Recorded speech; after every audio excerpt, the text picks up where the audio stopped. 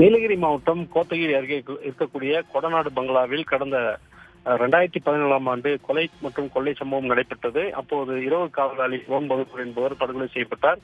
இந்த சம்பவத்தில் கனகராஜ், சயான் உள்ளிட்ட 10 பேர் ஈடுபட்ட நிலையில் அது குறித்த வழக்கானது உதகையில் இருக்கக்கூடிய மாவட்ட அமர்வு நீதிமன்றத்தில் நடைபெற்று வருகிறது. கடந்த 6 ஆண்டு காலமாக இந்த வழக்கு விசாரணையானது நடைபெற்று வருகிறது. தொடக்கத்தில் இந்த வழக்கை சோலூர் மட்டம் போலீசார் விசாரித்த நிலையில் 2021ஆம் ஆண்டு தனிப்படை போலீசாருக்கு மாற்றப்பட்டது. தற்போது கடந்த ஓராண்டு காலமாக சிபிசிஐடி போலீசார் இந்த வழக்கு விசாரணையை மேற்கொண்டு வருகின்றனர். ஏடிஎஸ்பி முருகவேல் தலைமையிலான குழுவினர் இந்த வழக்கை விசாரித்து வரும் நிலையில் புதிய துப்பு ஏதாவது கிடைக்கிறதா என்ற கோணத்தில் விசாரித்து வருகிறார்கள். அதாவது குற்றவாளிகளாக சேர்க்கப்பட்டிருக்கக்கூடிய சயான் உள்ளிட்ட 10 பேர்களுடைய செல்போன்கள் மற்றும் அவற்றில் பதிவான தகவல் பரிமாற்றங்கள் குறித்த தகவல்களை சேகரிக்கும் பணியானது தீவிரமாக மேற்கொள்ளப்பட்டு வருகிறது. இந்த நிலையில்தான் இன்றைய தினம் உதகையில் இருக்கக்கூடிய மாவட்ட அமர்வு நீதிமன்றத்தில் வழக்கு விசாரணைக்கு வந்தது.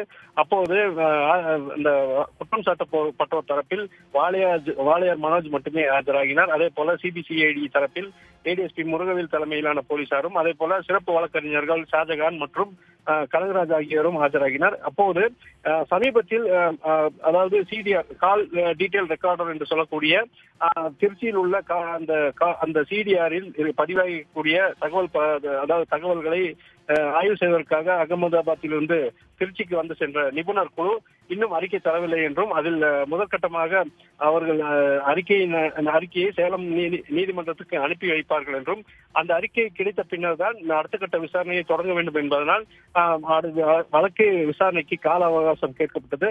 அதனைத் தொடர்ந்து நீதிபதி இந்த வழக்கு விசாரணையை பிப்ரவரி 23ஆம் தேதிக்கு ஒத்தி வைத்தார். இதனிடையே நீதிமன்றத்தில் எதிரி தரப்பில் ஆஜரான வழக்கறிஞர் விஜயன் கொடநாடு பங்களாவை நீதிபதி ஆய்வு செய்ய வேண்டும் என்று ஒரு மனுவை தாக்கல் செய்தார்.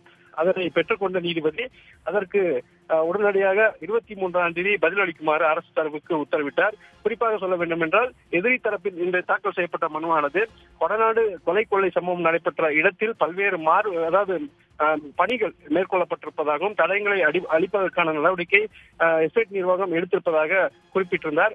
அந்த மனுவை தான் நீதிபதி பெற்றுக்கொண்டு உடனடியாக அந்த மனுவிற்கு பதில் அளிக்குமாறு அரசு தரப்புக்கு உத்தரவிட்டிருக்கிறார். விரிவான தகவல்களுக்கு நன்றி சிவசாமி.